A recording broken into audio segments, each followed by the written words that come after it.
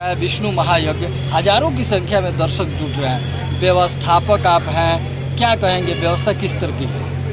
व्यवस्था तो हम लोग अच्छे से अच्छे ढंग से करने की प्रयास कर रहे हैं, लेकिन हो सकता है कहीं त्रुटि भी हो सकती है। उस पर आप लोग ध्यान अगर दिलाएंगे तो हम लोग और सुधार करेंगे और फिर कार्यक्रम तो ये सफल दो कथावाचक हैं, उसके बाद से रामलीला का आयोजन हो रहा है, हजारों की संख्या में यहाँ लोग जुट रहे हैं। कैसे माने लोगों का क्या कथावाचक और रासलीला के प्रति क्या माने लोगों का काफी जुड़ाव देखने को मिल रहा है और रामलीला उसके बाद राम कथा, फिर श्रीमद् भागवत महापुराण का प्रवचन, उसके बाद रासलीला चल रहा है। तो सब मिला के एवरेज अगर देखा जाए तो 50,000 की भीड़ डेली की हो रही। कहाँ से श्रद्धालु आ रहे हैं? यहाँ क्षेत्रीय अगल बगल के पंचायत के अलावा जिले के भी कोने कोने से आ रहे हैं और कुछ उत्तर प्रदेश के भी लोग यहाँ सम्मिलित हो। हजारों की संख्या में जो श्रद्धालु आ रहे हैं, इस यज्ञ में भाग ले रहे हैं, कथा सुन रहे हैं, रासलीला देख रहे हैं, उनके लिए क्या कहेंगे तो सर? उनके लिए समिति की ओर से निःशुल्क भंडारा की व्यवस्था की गई है, दिन में भी और रात में भी। यहाँ तक कि जितने ये ठेले खोमचे वाले भी हैं, इनको भी भोजन कराया जाता है और उसके लिए कहीं कोई ये नहीं। पीछे बदल ललितेश्वर कुमार संरक्षक। सभी को प्रणाम। आज इस कलयुग में बाबा जी ने श्री रामचरितमानस में एक ही उपदेश दिया कि कलयुग केवल नाम आधारा, सुमिर सुमिर नर उतर ही पारा।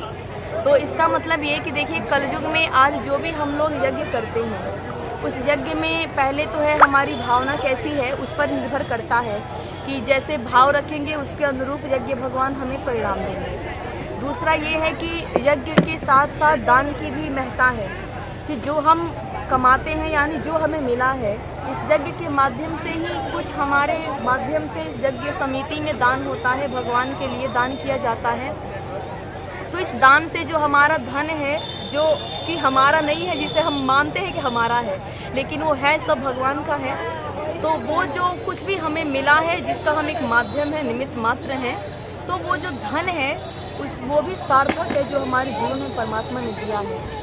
और साथ साथ ये जो कथा है जिससे जीवन का कल्याण होना है, इस कथा को तो हमारे तुलसी बाबा ने निवेदन किया और साथ ही श्री रामचरितमानस के रचयिता हैं हमारे शंकर बाबा।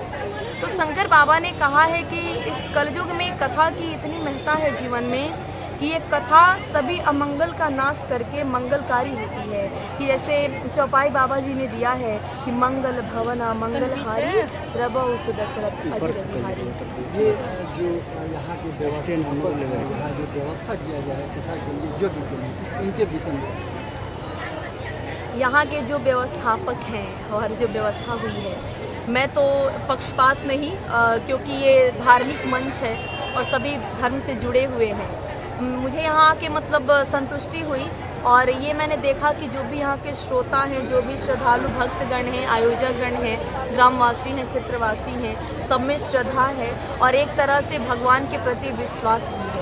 अगर भगवान के प्रति विश्वास नहीं होता, श्रद्धा नहीं होती, तो आज यहाँ पे ठाकुर जी के सानिध्य में यज्ञ नहीं होता और हम सभी लोग एक दूसरे से इस प्रकार से यज्ञ के माध्यम से, हमारे चैनल के माध्यम से यहाँ के श्रोतागणों के लिए क्या, सभी दर्शकों को, सभी श्रद्धालु भक्तजनों को मैं यही कहना चाहूँगी और सभी से मेरा विनम्र आग्रह होगा कि जो हम कथा सुनते हैं उसके माध्यम से हमें जीने की कला बताई जाती है। क्योंकि यहाँ पे श्रीमद् भागवत की कथा भी चल रही है और श्री रामचरितमानस की भी कथा चल रही है। तो मैं अर्चना मणि पराशर, जो कि मैं श्री राम कथा का वाचन करती हूँ, तो इस कथा के माध्यम से मैं यही कहना चाहूँगी कि श्री राम जी एक नर के रूप में भी आए हैं और एक नारी के रूप में भी आए हैं, क्योंकि दोनों एक है, राम सीता अलग नहीं है।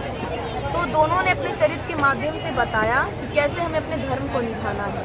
और ये रामायण की कथा जो है वो जीने की कला सिखाती है कि एक भाई से भाई का कैसा प्रेम हो, माता पिता के प्रति क्या धर्म है, पति पत्नी के बीच कैसा संबंध हो, राज्य के प्रजा का और उनके राजा के बीच कैसा संबंध हो। यानी कि जीवन में जितने भी संबंध हैं इस कथा के माध्यम से हमें जानने को मिलता है।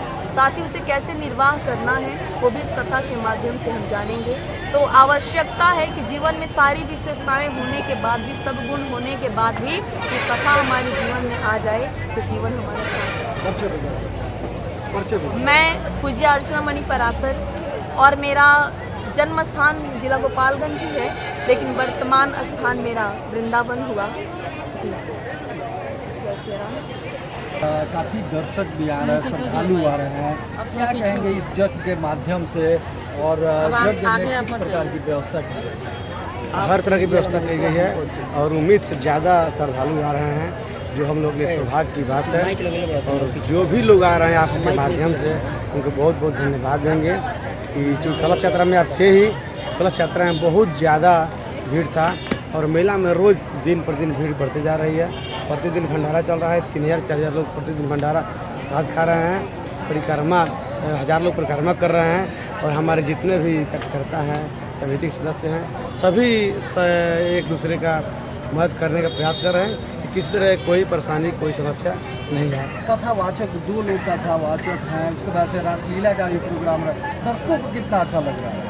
बहुत अच्छा लग रहा है। वो तो आपको भीड़ से दिखाई दे रहा है कितना अच्छा लग रहा है। और दोनों ही कथावाचक हमारे बहुत ही मजे हुए हैं और बहुत ही ज्ञानी हैं, तो लोग कहने की बात नहीं है। जितने दर्शक यहाँ पर आ रहे हैं, श्रद्धालु आ रहे हैं, उनके लिए क्या कहेंगे? सभी से आग्रह है कि आप आएँ, आप आ ही रहें, जाएँ और जितना हमसे हो सकता है आपके लिए व्यवस्था किए हैं। अगर हमारे व्यवस्था में कोई त्रुटि हो गई हो हम आपसे माफ़ी मांगते हैं और आगे और अच्छा करने का प्रयास करेंगे। प्रमोद कुमार है तो उनके लिए क्या कहेंगे? इस हज़ारों के श्रद्धालु मैं सबका बहुत बहुत हम लोग यहाँ स्वागत कर रहे हैं। और सबसे बड़ी बात है कि इस पहली बार ऐसा यज्ञ देख रहे होंगे कि हमने किसी तरह के कोई ना वॉलंटियर बनाया है, ना कमेटी बना रहा है। पूरे जितने यहाँ दर्शक गण आ रहे हैं सब खुद से सहयोग कर रहे हैं और अभी तक कोई भी ऐसा हल्ला हंगामा या किसी भी घटना का आप जिक्र नहीं सुने होंगे। तो पूरे क्षेत्रवासियों को बहुत धन्यवाद इसके लिए। अच्छा श्वेतांक सानू शुक्रिया।